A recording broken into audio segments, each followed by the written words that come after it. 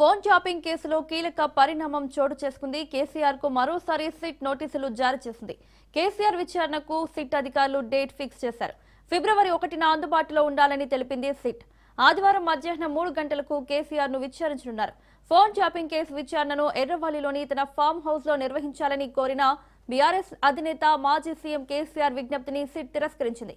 నివాసంలో కేసీఆర్ ను విచారించనుంది. ఈ మేరకు కేసీఆర్ కు సిట్ నోటీసులు ఇచ్చింది. ఫిబ్రవరి 1 మధ్యాహ్నం 3 గంటలకు హైదరాబాద్ నందీనగర్ నివాసంలో విచారణ చేపడతామని తెలిపింది. విచారణకు హాజరు కావాలని కేసీఆర్ కు సిట్ అధికారులు ఆదేశాలు జారీ చేశారు. ఇదే అంశానికి సంబంధించి మరిన్ని అప్డేట్స్ మా బ్యూరో చీఫ్ రాజ్రెడ్డి అందిస్తారు. రాజ్రెడ్డి, కొద్దిసేపటి క్రితమే నందినగర్ లో ఉన్నటువంటి కేసీఆర్ నివాసం వద్ద సిట్ అధికారులు నోటీసులు వారి ఇంటికి అర్చించి వెళ్లారు. ఎట్టి పరిస్థితుల్లో కూడా నందినగర్ లో ఉన్నటువంటి నివాసంలోనే విచారణకు అటెండ్ కావాలి. ఆదివారం నాడు అనగా 1వ తేదీ 3 గంటల సమయంలో మధ్యాహ్నము విచారణ ఖచ్చితంగా హాజరు కావాల్సిందే.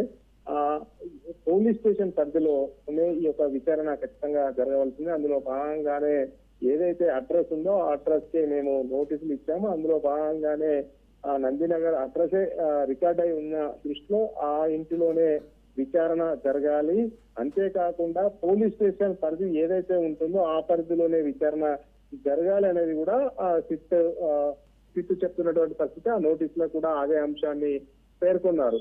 అయితే 65 సంవత్సరాలు పైబడినటువంటి వాళ్లకు వెసులుబాటు కల్పించాలి అనేది కూడా ఒక రాజ్యాంగంలో ఒక నిబంధన ఉంది. మొదటగా సిట్ అధికారులు కూడా హైదరాబాద్ పరిసర ప్రాంతాల్లో మీకు ఎక్కడ వీలైతే అక్కడ విచారణ చేయడానికి సిద్ధంగా ఉన్నామని చెప్పారు. అయితే KCR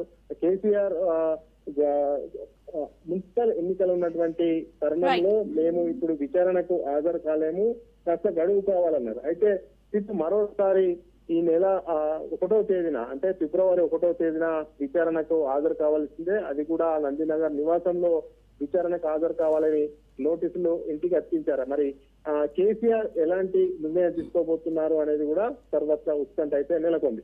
right Raj Reddy, thank you.